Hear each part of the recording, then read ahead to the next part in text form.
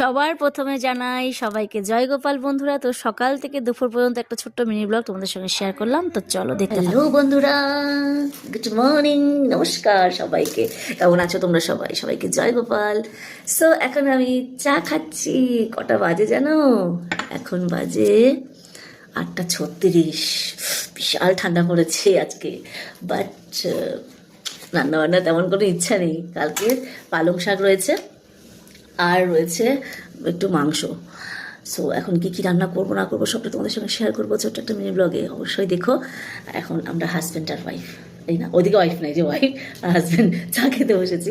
আর আমি তো চিনি ছাড়া লিকার চা খাই, তো কি আর মজা, এই চায়ে তো কোনো মজা নেই, কোনো স্বাদ নেই। আর আমার ওষুধ শেষ হয়ে গেছে, আমার বরকে বলছে এটা দিতে, আমার বর এখন এনে দেবে না ওষুধ। দেখো ওষুধ শেষ হয়ে গেছে। চলো সঙ্গে থাকো, দেখতে থাকো ছোট্ট একটা মেয়ে ব্লগ। কী রান্না বান্না হচ্ছে আজকে তোমাদের সঙ্গে শেয়ার করবো। আর কিছু শেয়ার করার নেই, যেহেতু ঘর থেকে কোথাও যাবো না, তো আর কিছু তো শেয়ার করার নেই। তবে হ্যাঁ, কিছু কিছু জিনিস দেখাবো যখন আজকে শোকেসটা গোছাবো, যে মেলা থেকে কী কী কিনলাম সেগুলো তোমাদের সঙ্গে শেয়ার করবো। যে মেলায় গিয়ে কী কী কেনাকাটা করেছি তোমাদের সঙ্গে সেটা শেয়ার করবো, ঠিক আছে? তো চলো টাটা, সঙ্গে থাকো। মেলা থেকে দু ধরনের কাপ, লিপস্টিক, একটা কাজল, কানের, এই কানেরটা আমার ভীষণ পছন্দ হয়েছে।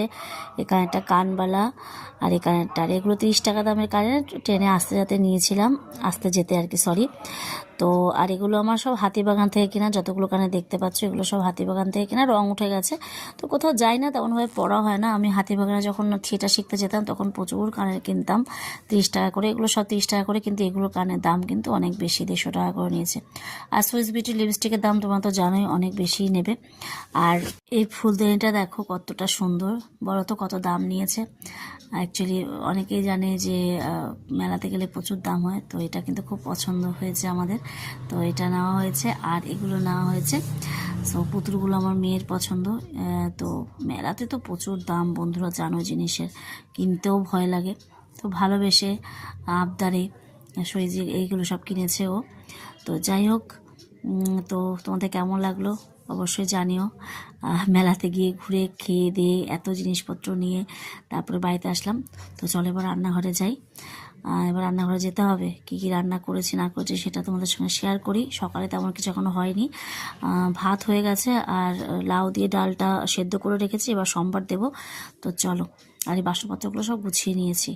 তো আজকে তো আমার হাজব্যান্ড কিছুই খায়নি, না খেয়ে বেরিয়ে গেছে।